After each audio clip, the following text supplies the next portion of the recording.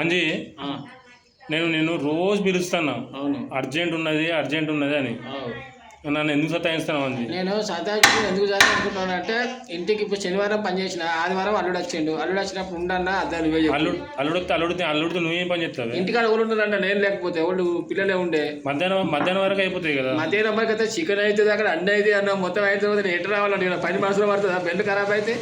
ఇక్కడ పొక్క ఎవరు కొడతారు? ఒక్కరు అంటే కొట్టుకోవచ్చు అన్న, అల్లుడు వేదాక రానా? ఒకటే రోజు కదా గ్యాప్ ఇచ్చింది నువ్వు. తప్పు అంజీ, ఇట్లా మోసం చేసుడు. మొన్న అన్నావు దొంగలు పడ్డారు అన్నావు, ఇప్పుడేమో ఇట్లా అన్నావు. అన్న ఇప్పుడు దొంగలు పడ్డారు కదా, కరెక్టే, దొంగలు పడ్డారు, దోసుకపోయారు, అంత అయిపోయింది. ఇక ఇప్పుడు ఆలమడకి ఇచ్చారు కదా, ఇక మళ్ళీ ఎప్పుడు పడతారో చూస్తాను. ఇవన్నీ కాదు కానీ ఇక్కడ పని అయిపోయే వరకు కంటిన్యూ వస్తావారా?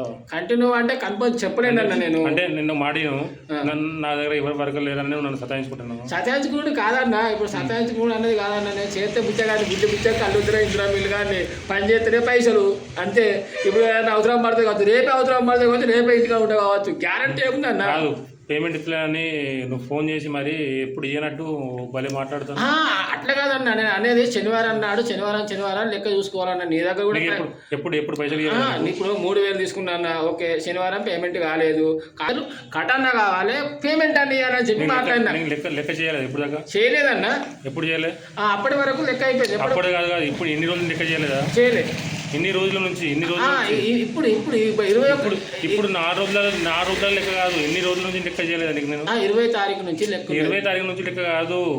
డబ్బులు ఏదంగా అంతకుముందు ఓకే అన్న, అంతకుముందు ఇచ్చినవి అయిపోయింది కానీ ఎందుకు అంత బాధపడతాను? ఒకటి ఏంటంటే లెక్క చూసుకుంటే ఇవ్వకుంటే పిక్తావా? ఏం చేసేదే ఉన్నదన్న, నేను ఎందుకు పిక్తాను? నువ్వు బాగా కామెడీ చేస్తాను ఏందన్నా, నువ్వు ఇలా రేపు ఇచ్చావన్నా, నువ్వు మంచి అన్నా, గన్ను అన్నా, నువ్వు నీకు ఎక్కువ AK-47 లేదు కానీ మంత బరబరే ఉందన్న.